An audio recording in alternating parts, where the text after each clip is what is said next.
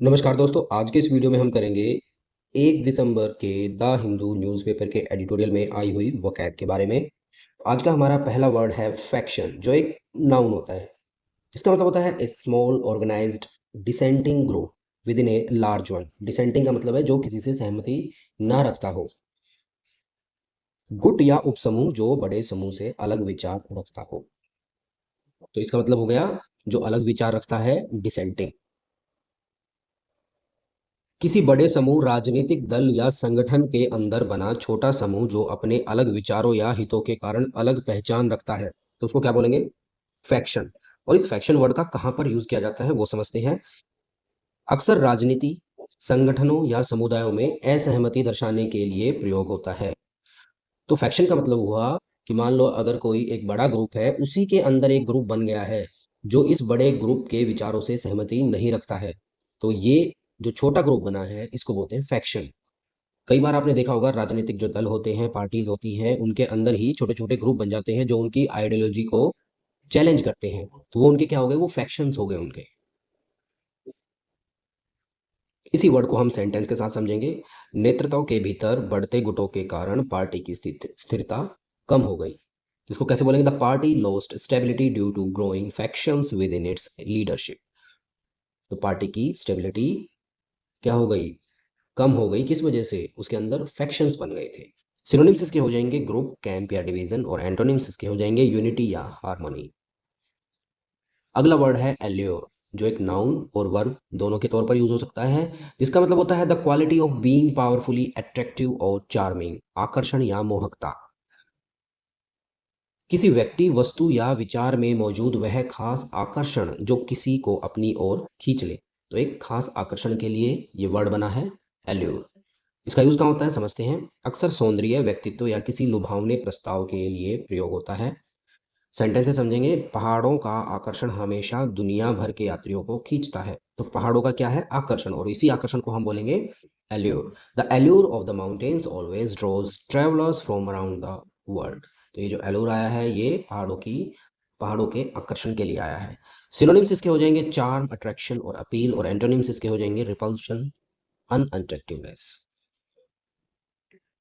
अगला वर्ड है ग्रेंजर, जो एक नाउन होता है जिसका मतलब होता है इम्प्रेसिव ब्यूटी और मैग्निफिसेंस, भव्यता या शानदार रूप। मतलब किसी वस्तु, स्थान या घटना की असाधारण भव्यता, विशालता और प्रभावशाली रूप। इसका यूज कहाँ होता है?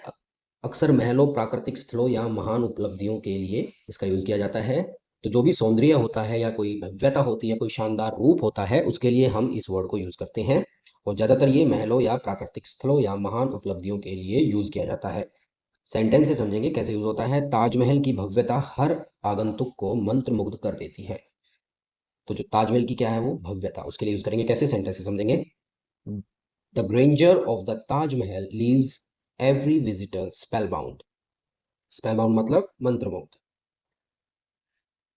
सिनोनिम्स इसके हो जाएंगे स्प्लेंडर, मैग्निफिसेंस, और एंटोनिम्स इसके हो जाएंगे सिंप्लिसिटी या हम्बलनेस। अगला वर्ड है रिलेवेंस, जो एक नाउन होता है जिसका मतलब होता है the quality of being closely connected और अप्रोप्रिएट। प्रासंगिकता या सार्थकता, मतलब किसी विषय या स्थिति से किसी किसी जानकारी, विचार या वस्तु का सीधा और उपयोगी संबंध होना। तो इसका मतलब हुआ कि अगर कोई चीज किसी विषय या स्थिति से सीधा संबंध रखती है, तो उस संबंध के लिए यूज करते हैं रेलेवेंस। इसका यूज कहाँ होता है? अक्सर तर्क, चर्चा, पाठ्यक्रम या जानकारी की महत्वता बताने के लिए प्रयोग किया जाता है। सेंटेंस से समझते हैं कैसे यूज किया जाता है। देखिए, शिक्षक ने तर्क में उपयोग किए गए उदाहरण की प्रासंगिकता पर प्रश्न उठाया। तो जो टीचर था, के सामने अगर कोई एग्जाम्पल, किसी ने एग्जाम्पल दिया होगा, तो टीचर ने पूछा कि ये एग्जाम्पल आपने कहाँ से लिया है, ठीक है, क्या प्रासंगिकता है, किस चीज से रिलेटेड है ये एग्जाम्पल। तो ये जो रिलेशन दिखाना है, इसी इसी के लिए यहाँ पर ये वर्ड रेलिवेंस यूज होगा। तो इसको कैसे बोलेंगे इंग्लिश में? The teacher question the relevance of the example used in the argument. तो टीचर ने क्या क्वेश्चन किया कि उसका रेलिवेंस क्या, उसका संबंध क्या उस एग्जाम्पल का जो आपने आर्ग्यूमेंट में यूज किया है। सिनोनिम्स इसके हो जाएंगे इंपॉर्टेंस या कनेक्शन, और एंटोनिम्स इसके हो जाएंगे इररेलेवेंस या अनरिलेटेडनेस।